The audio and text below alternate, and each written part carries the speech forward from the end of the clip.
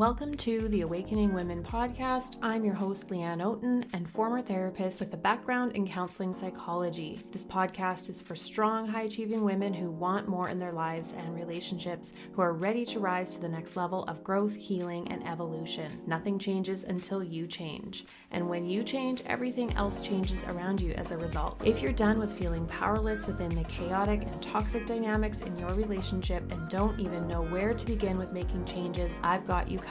I know you've tried everything, including counseling, watching hours of videos, and reading stacks of books on narcissism, and find that all it does is leave you feeling even more stuck and in the same place. None of these things work when you're living with a narcissistic spouse because the root causes of the symptoms are not being addressed. As with physical health, there is an emotional, physical, spiritual, and psychological component to healing and overcoming the problematic symptoms and pain you're facing every day in your life and relationship. If you're ready for a direct, no fluff, no nonsense approach to take you into your personal power and take back your life, you are in the right place. Let's get started with today's episode.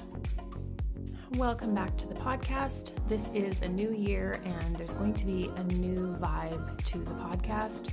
I'm focusing less on the narcissistic abuse, narcissistic symptoms, because I've already talked a lot about that, and that doesn't mean I'm not going to revisit some of those things as I see fit or as things come up with clients that I think I need to cover that maybe I haven't. But I want to talk more about what is the actual expansion, like how do you start the work while you're in a relationship, whether it's a long-term relationship, you're dating, it's a shorter-term relationship. You're experiencing cycles of toxicity, drama, conflict, ongoing complications, stress, lots of struggle. And while a lot of times these types of relationships that have all of this struggle and the cycles of highs and lows and the intensity and the tendency for things to go really, really bad with conversations, or you trying to raise subjects, or you trying to work things out, or you trying to hold them accountable and it blows up. These are signs that, yes, the relationship has some toxicity, perhaps some narcissistic tendencies or NPD in the one who is not taking accountability. So rather than getting in the weeds about, is he a narcissist? Is it this? Is it that? Let's just focus where we need to focus, and that is on ourselves. We can go down that rabbit hole for years or decades trying to figure out them, trying to figure out why they're doing what they're doing, trying to figure out what's wrong with them or how we can fix them or how we can make it better. And the women that I work with, at least, are either contributing to the household, either 50% or more financially. And they are also for packing the lunches, for figuring out their doctor's appointments and getting them there, figuring out every single thing when it comes to the kids, the mental load, the emotional load, the invisible labor that goes on when you are doing it all. So when we're talking about this 50-50 or splitting things 50-50 financially in a household, I think we lose sight of the fact that that also means that he should be doing 50% of the household, the kids. And when I had this crazy awakening around this, that's when shit really got real, because I was like, well, this is bullshit. Like, not only am I bringing in the income and contributing equally, if not more so, to the household, I'm also doing 100% of everything else. Like, maybe he mows the lawn, or he does something if I ask him to 100 million times, or shovels the driveway. Like, there's a few things in there where I was like, oh, I don't really want to do that. Like, after this, I've got to go shovel the driveway in like minus 15 cold right now, after I'm done this episode. So no, I don't love that.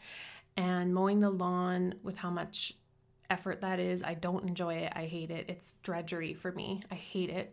So oftentimes I have landscapers come and do it. I tried to do it on my own in the summer, and I was like, fuck this.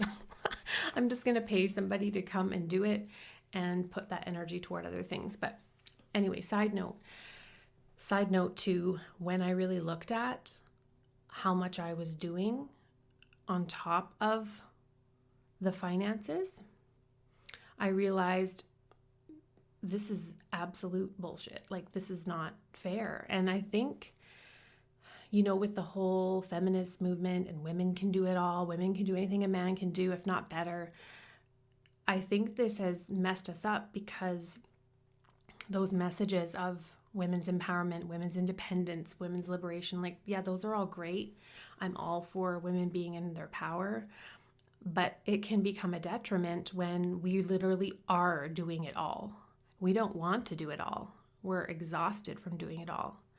We want an equal partner in the sense of they are helping us, not helping, they are equally in what needs to be done every day. When you have a marriage and you have kids and you're trying to, get stuff done during the day, you're working, they're working.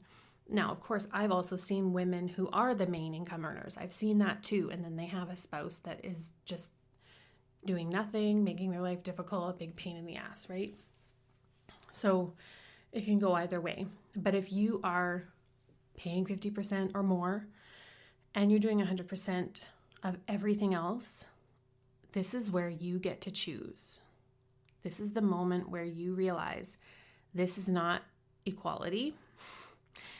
Not at all. If you are doing half or more of the income providing in the family, which if you are someone in more of a traditional mindset, you believe that the man should be doing that while you are taking on the household. So that might look differently. If he is providing and he is providing the finances for you and taking care of the finances, managing them correctly. But a lot of times when women are in these situations, they're also being financially abused and the money is being controlled and put behind a special lock gate that they have to work through to get access to their money, right? And these are all side problems, right?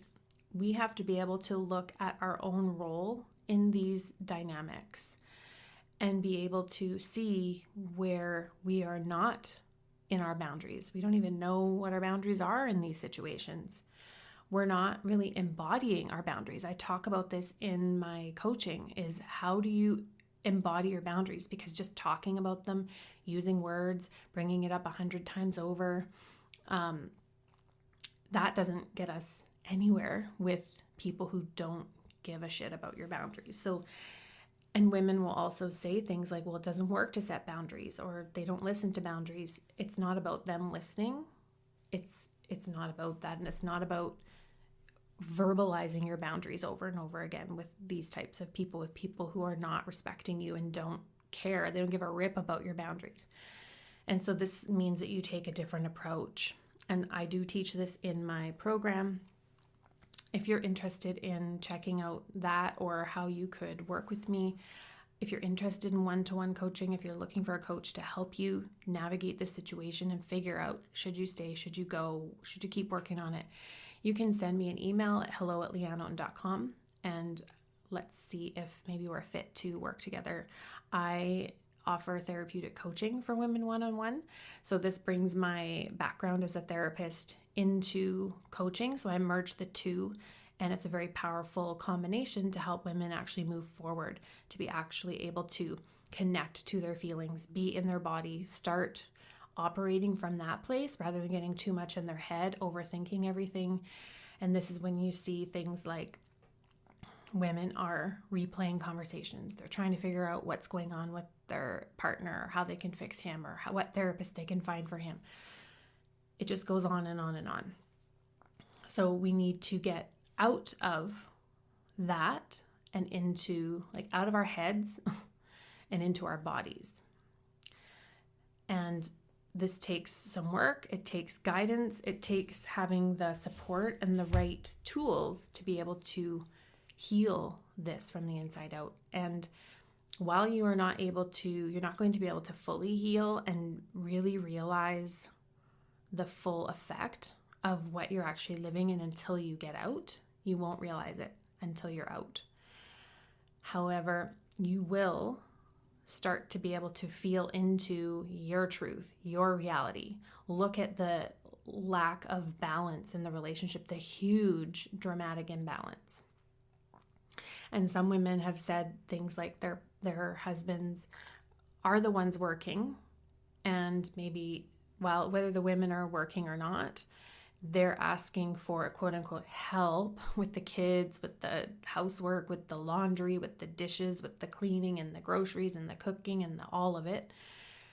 And oftentimes with these types of entitled men, they will throw it back on you that, well, this is your job at the home. This is what you do. Or I worked all day. And there is no, let's tackle what's left at the end of the day together as equal partners. Or we agree that I take on this part and you take on this part, and that is just set in stone, and that's how it goes. But it's the constant battle to get them on board that is exhausting, right? You know this. When you're dealing with someone who is not equally invested in the relationship, in solving issues, in working together, it makes life really difficult. Everything is a struggle. And so what women do is they're like, fuck it, I'll just do it all, forget it. It doesn't even, it's not worth my time to try to talk to him or reason with him. And you go inside and you shut down and you just put your head down and you keep doing it all. And this is where, when I'm coaching women, I guide them to really leaning back